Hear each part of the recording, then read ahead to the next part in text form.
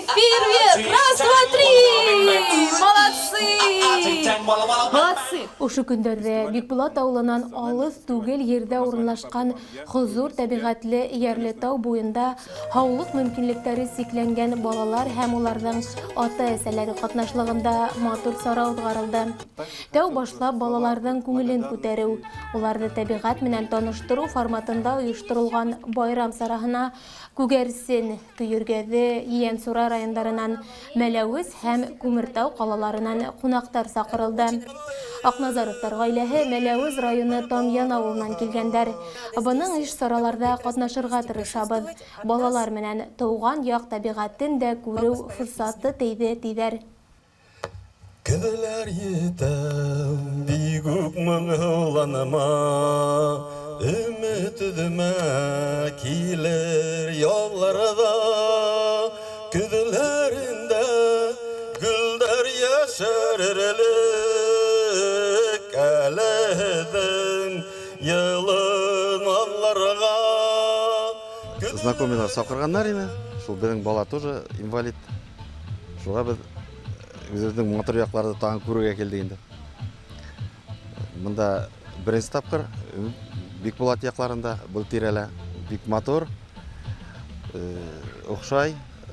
Беҙ мындай мероприятияға был яҡта беренсе мәртәбә килдек инде. Йөрөйбеҙ, беҙҙең инвалид малай конный спорт үҙләренең категория буйынса конный спортта ҡатнаша. Паралимпийская выездка деп атала. Уфала медальләр алды күп кенә. Мәләүездә тоже конкурслары булды. Анда тоже медаль менән кубиклар күп алды инде. Оның достижение күп кенә.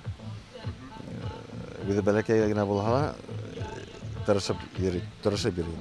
Очень стремится, очень нравится ему общаться с людьми. Беҙ мында килдек. Мәләүездә бар фонд помощи детям-инвалидам. Беҙ анда постоянно участвуем. Луч света называется. Вот шуларҙың руководителдәре аша беҙ белдек. Мында шундай мероприятие үткәрәләр икән. Шулар беҙгә сообщили. Барып ҡарағыҙ, һеҙҙең яҡ бит. Байрам мәле башланыр алдынан Күгәрсен районының инвалидтар ойошмаһы рәйесе Гөлшат Киленбаева ойошма тормошында актив ҡатнашыусыларға рәхмәт ҡағыҙҙары тапшырып китте. Район мәҙәниәт һарайы артистары тарафынан әҙерләнгән концерт номерҙары, балалар өсөн ҡаралған махсус уйындар, спорт ярыштары, иҫтәлекле бүләктәр һәр кемдең күңелендә тик яҡшы тәьҫораттар ҡалдырҙы. Что самое интересное летом? Природа красивая. Так, еще. Купаться можно. Так, ну-ка, еще. Купаться все дети любят и взрослые. Так, еще рассказывай. Әминовтар ғаиләһе сараға Мораҡ ауылынан килгән. Улар халыҡ иғтибарына ҡул эштәре, ҡыҙҙары Ләйсән эшләгән стразалы картиналарын тәҡдим иттеләр. Бөгөнгө сараға беҙ ғаиләбеҙ менән килдек инде. Мына беҙҙең атайыбыҙ, тормош иптәшем Дәминдәр, улдарыбыҙ Урал, Тимерхан һәм бәләкәсебеҙ Ләйсән һәм мин үҙем бит инде Светлана Ишбулдыҡыҙы. Беҙ ошо сараға үҙебеҙҙең ҡул эштәребеҙҙе күрһәтергә алып килдек инде. Нимә бар?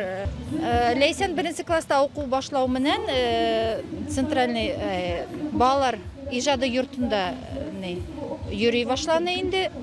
Унда Нәркәс Хәмитовна Казбакова, уның етәксеһе, һәм ул Ләйсәндә мына шул ҡул эшенә стразовый картиналар эшләүгә һөйөү уятты инде. Һәм Ләйсән инде алырға ҡушты миңә магазина, улар магазина һатыла бит инде. Һәм рәхәтләнеп, минән ярҙам да һорамайынса, үҙе ултырып эшләне инде.